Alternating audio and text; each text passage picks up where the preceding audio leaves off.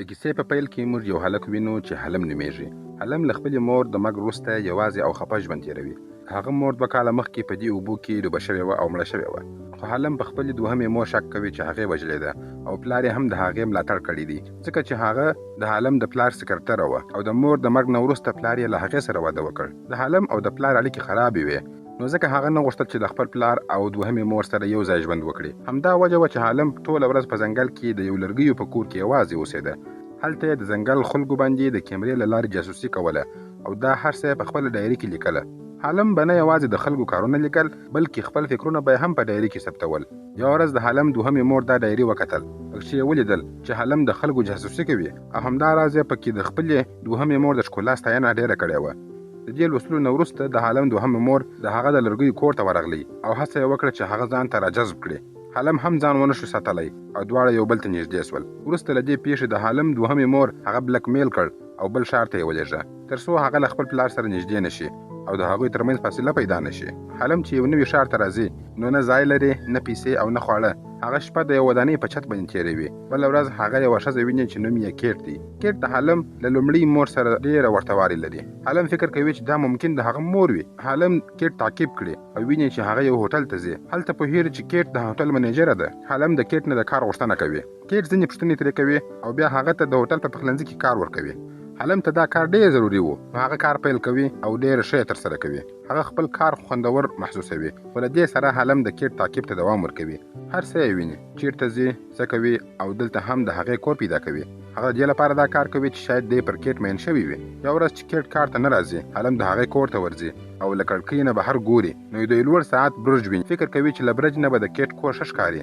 دا برج هماغه ځای دی چې حلم پخوا پکې کار کړی و. کله چې کیټ بیرته کور ته راځي، حلم د کړکۍ له لارې چت ته پورته کیږي او له دې ځایه د یوې ښیښې لرونکي عکس په واسطه کیټ ته ګوري. بله ورځ حلم د ساعت د برج په یو خالي ځای کې خپل ځان ته خپله کوټه جوړوي. دا کوټه هغه ځای دی چې څوک ورته نه راځي. دلته هغه له دوربینه د کیټ جاسوسي کوي. هغه ویني چې کیټ نڅا کوي، کار کوي او نور. یوه ورځ چې حلم له برج نه کیټ ته ګوري، نو ویني چې د هوټل یو لوړپوړی افسر د کیټ کور ته راځي. دواړه یو بل سره نږدې دي. بله ورځ چې حلم د ساعت برج ته پورته کیږي، هماغه افسر هغه ودروي او په غوسه ورته وایي چې یوازې لوړپوړي کارکوونکي کولی شي هلته ولاړ شي. وروسته کیټ له حلم نه پوښتنه کوي چې آیا دا کار دې خوښ دی او که نه. حلم وایي چې هو، دا خبره د کیټ هم خوښیږي. خو بیا چې حلم د برج له چت څخه کیټ ته ګوري، نو بیا ویني چې هغه له هماغه افسر سره ده. د هغوی خبرې اوري او معلوموي چې دا افسر واده کړی دی او 2 ماشومان هم لري.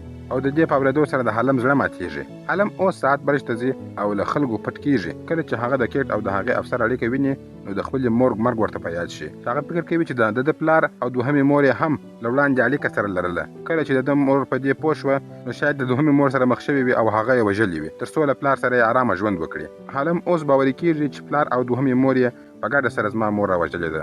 نو هغه پولیس ته ځي او د خپلې مور د وژلو تور پر خپلې دوهمې مور باندې تړي. همداراز دا هم ورته وایي چې پلار یې هم له هغې سره شامل دی. بله ورځ کیټ حلم دفتر ته رابولي او د هوټل د مخکښې میز د کار وړاندیز ورته کوي. حلم دا مني او دا کار یې هم خوښیږي. هلته هغه دوستان پیدا کوي. خو یوه ورځ چې حلم له ساعت برج نه د کیټ جاسوسي کوي، نو هغه افسر دا عمل ویني او پوهېږي چې حلم د کیټ څارنه کوي. د هغه مشر په غوسه کې حلم ته ګواښ کوي چې پولیس ته به یې وسپاري او له دندې به یې وشړي. خو حلم ورته وایي چې هغه په هر څه پوهېږي، چې ته له خپلې مېرمنې سره خیانت کوې او له کیټ سره اړیکه لرې. حلم هڅه کوي چې دی بلک میل کړي، نو مشر یې دی له دندې نه شړي او دواړه پرېکړه کوي چې دا خبره باید زموږ ترمنځ پاتې سي. بله ورځ کله چې حلم کار ته راځي، کیټ ورته د زو کړي ورځ مبارکي وایي، ځکه نن حلم 19 کلن شوی دی. دا خبره هغه بل ملګري هم واورېدل او هغه حلم ته وایي چې ته باید یو مېلمستیا جوړه کړې.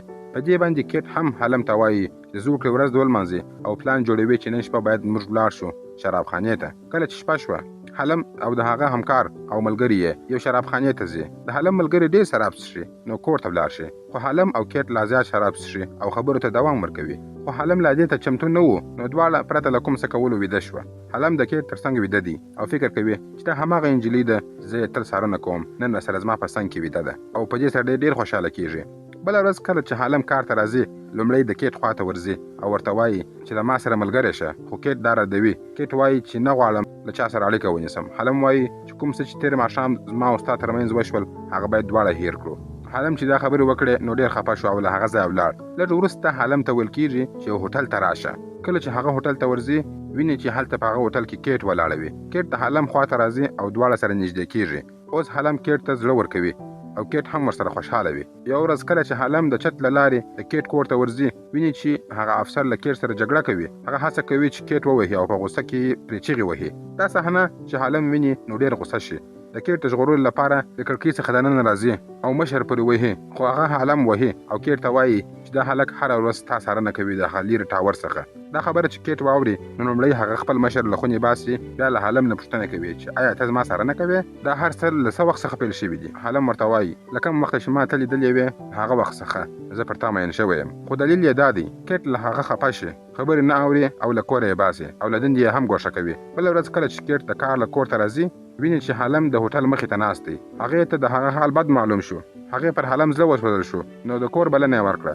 بیا له حالم نه پوښتنه کوي ولې به دې زما څارنه کوله؟ حالم ورته وایي زما مور 2 کاله مخکې مړه شوه او ما له هغې سره ډېره مینه درلوده.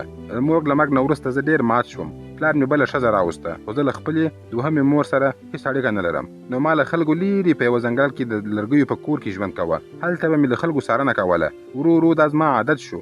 کله چې دې ښار ته راغلم نو ته مې ولیدلې. ستا څېره زما د مور په څېر ده او کله چې زه تا ته ګورم نو زما مور راته یادېږي. دا خبرې چې کیټ واورېدلې نو زړه یې پرې نرم شو. وروسته کیټ د حالم د مور لباس اغوندي کوم چې حالم ورسره راوړی وي. کله چې حالم دا لباس پر هغې وویني نو د مور یادونه یې راتازه سي او کیټ یې پاملرنه کوي. بله ورځ کله چې حالم کار ته ځي، ویني چې مور او پلار یې راغلي دي. هغوی ته پولیسو هغه ادرس ورکړی و ځکه چې حالم پر خپلې دوهمې مور شک کړی و او دوسیه یې ثبت کړې وه، خو شواهد نه و ورسره. دلته پلار یې ورته وایي چې ډېر پورونه پرېږدي نو باید ځمکه وپلوري او د مور لخوا ورکړل شوي وصیت لیک لاسلیک کړي. خو حالم ته شک پیدا کېږي چې دا هر څه د هغه دوهمه مور کوي، نو له لاسلیک کولو څخه انکار وکړي. وروسته د هغه دوهمه مور ورته بدې خبرې کوي او دواړه له هغه ځای څخه ځي.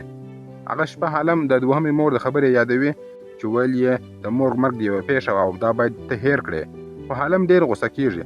بله ورځ حالم په اورګاډي کې خپل کلي ته ځي. ډېر غمجن و، له هېڅ چا سره یې خبرې نه وکړې. بله ورځ خپلې دوهمې مور ته ورځي او خوله یې ورتړي او بیا یې هغه اوبو ته راوړي او هلته یې غورځوي. کله چې په دې پوه شو چې هغه به مړه شي نو دا کار یې ناسم وګڼي او هغه یې له اوبو څخه بېرته راویسته او بخښنه یې ترې وغوښتل. وروسته د حالم پلار ورته وایي ستا مور ډېر وخت مریضه وه او هغې خپل حصه ژوند تېر کړی و. حالم ته اوس دا ټول حقیقت معلوم شول او له خپل پلار نه یې بخښنه وغوښتل او بیا په اورګاډي کې له هغه ښار نه لاړ. خو کیټ ورسره اړیکه نه ساتي. هغه ورته وایي زه هیڅکله له چا سره سمه اړیکه نسم جوړولی، نو نه غواړم له تا سره هم اړیکه ولرم. کیټ حالم ته وایي ته لا ځوان یې، که غواړې له ما سره اړیکه ولرې نو 100 کاله وروسته راشه. حالم له هغه ځای څخه ځي او د سړک پر سر مسکی روان وي. فکر کوي چې یوه ورځ به بیا له کیټ سره ویني او په همدې فکرو کې دی روان وي. فلم همدلته پای ته رسیږي. ملګرو ډېره مننه چې ویډیو مې تر پایه وکتله. که مې ویډیو خوښه شوې وي ویډیو لایک او شیر کړئ او د یوټیوب چینل هم سبسکرایب کړئ تر څو تر تاسو پورې نورې ښایستې ویډیوګانې هم راورسیږي. مننه.